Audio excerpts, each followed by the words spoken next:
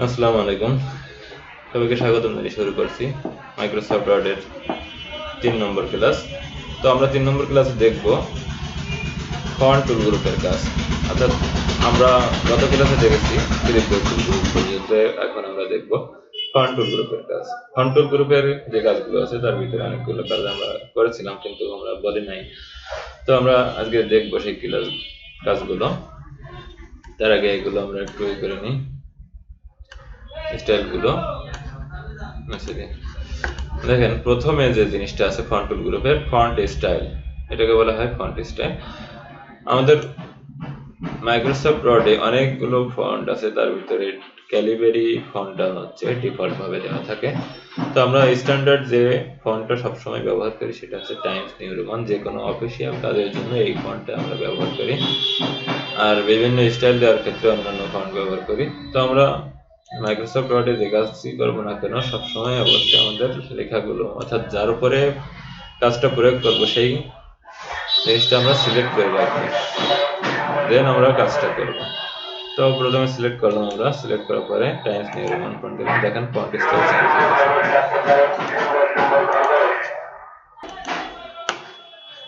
এখন যদি আমরা অন্য যে কোনো একটা ফন্ট ব্যবহার করি সেক্ষেত্রে আমরা বুঝতে পারবো। মনে করেন এখানে এরিয়াল ব্ল্যাক আছে, এই ফন্টটা আমরা যদি ব্যবহার করি দেখেন একটু বোল্ড আকারে হয়ে গেছে। তারপরে যদি আর একটা ফন্ট ব্যবহার করি আলজেরিয়ান, এই ফন্ট ব্যবহার করলে আর একটা স্টাইল হয়ে গেল। এই স্টাইল হলো ফন্টগুলো সাধারণত যে কোনো ডিজাইনের ক্ষেত্রে বা যে কোনো একটা আর্ট করার জন্য আমরা ব্যবহার করি। তো সবসময় আমরা অফিসিয়াল যে কোনো কাজের জন্য অবশ্যই টাইমস নিউ রোমান ব্যবহার করব। তো টাইমস নিউ রোমান ফন্টটা হচ্ছে স্ট্যান্ডার্ড ফন্ট। দেন যে জিনিসটা আছে এখানে ফন্ট সাইজ প্রথমে ডিফল্ট ভাবে দেওয়া থাকে 11।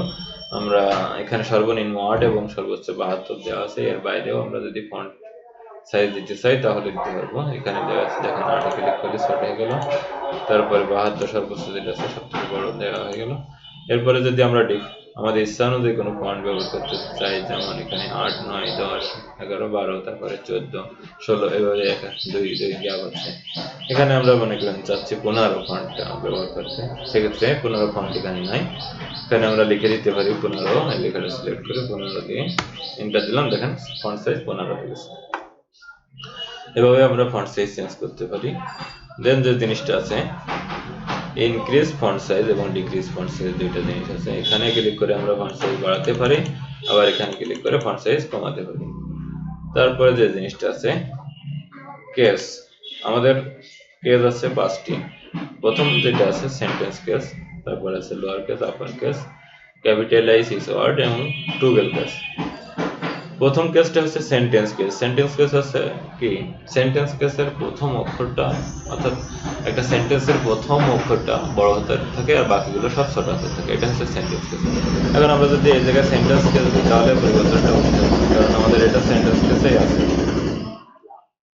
যদি আমরা এরপরে লোয়ার কেস দিই তাহলে লোয়ার কেস মানে সবগুলো ছোট হাতের হবে, দেখেন ছোট হাতের হয়ে গেছে।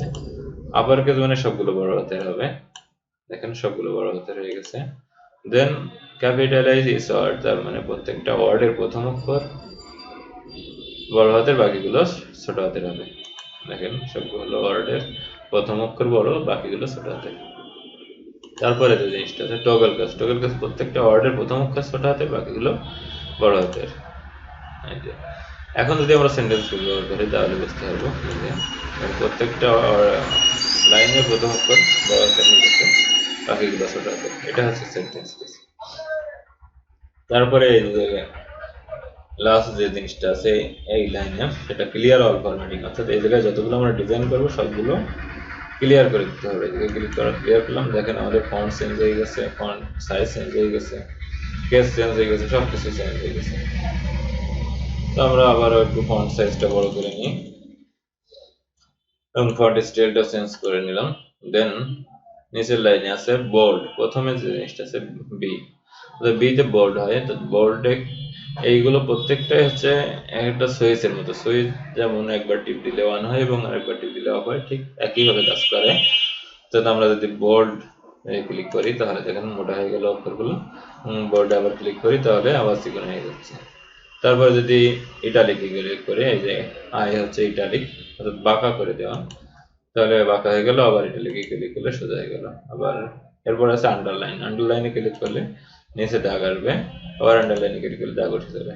আন্ডারলাইনের দাগ অনেকগুলো আছে এখানে, যে আইকনে ক্লিক করে এখানে ডাবল দাগ দিতে পারি, সিঙ্গেল মোটা দাগ দিতে পারি, দিতে পারি, ঠিক আছে। এইভাবে অনেক স্টাইলের আন্ডারলাইন আমরা দিতে পারি, কালার আন্ডারলাইনও দিতে পারি চাইলে, ঠিক আছে। এখানে দিলাম একটা কালার, দিলাম কালার আন্ডারলাইন ব্যবহার করতে পারি। এরপরে যে জিনিসটা আছে স্ট্রাইক থ্রো, স্ট্রাইক থ্রো অর্থাৎ কোনো জিনিসের মাঝ বরাবর কেটে দেওয়া।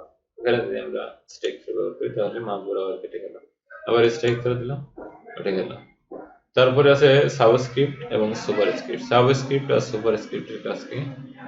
সাবস্ক্রিপ্ট হচ্ছে পাওয়ার নিচে দেওয়া, আর সুপারস্ক্রিপ্ট পাওয়ার হচ্ছে উপরে দেওয়া। যেমন আমরা বিভিন্ন রাসায়নিক দ্রব্যের সংকেত লেখার সময় আমরা নিচে পাওয়ার ব্যবহার করি, H2O, D2O, H2SO4, এরকম যে সংকেতগুলো ব্যবহার করি সেগুলো সাবস্ক্রিপ্টের মাধ্যমে ব্যবহার করি। যেমন আমরা এখানে একটা ব্যবহার করি H2O, প্রথমে আমরা H2O লিখলাম।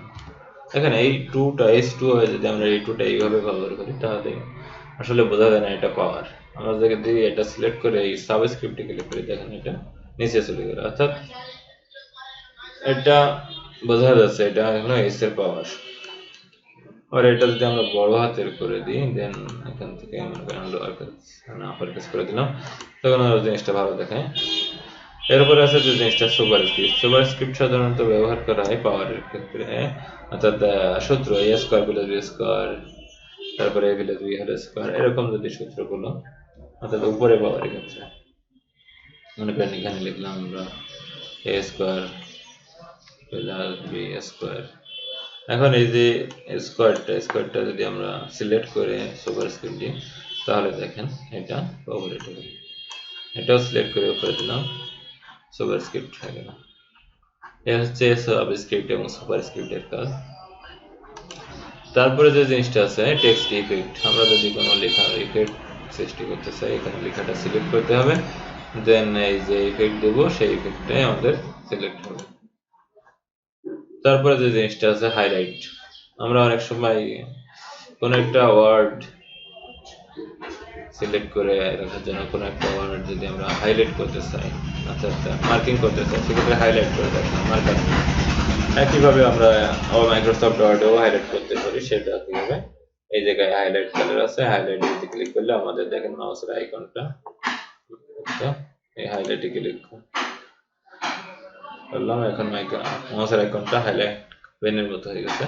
এবং যে জায়গায় আমরা টান দেবো সেই জায়গাটা হাইলাইট হয়ে যাবে, যে জায়গায় টান দেবো সেই জায়গাটা হাইলাইট হয়ে যাবে।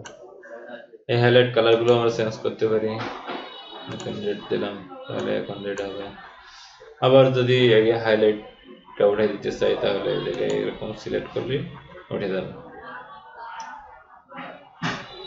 এরপর আছে ফন্ট কালার। আমরা এতক্ষণ যে ফন্ট কালারটা ব্যবহার করছি সেটা ডিফল্ট যে ফন্টটা সেটা হচ্ছে কালো। আমরা যদি ফন্ট কালার চেঞ্জ করতে চাই এদিকে লাল আছে, লাল হয়ে যাবে সবগুলো।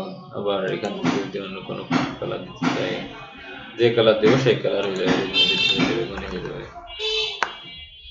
এই হচ্ছে আমাদের ফন্ট টুল গ্রুপের কাজ। তো আজকের ভিডিও এই পর্যন্ত শেষ করছি, পরবর্তী ভিডিওতে আমরা দেখবো প্যারাগ্রাফ টুল গ্রুপের কাজ।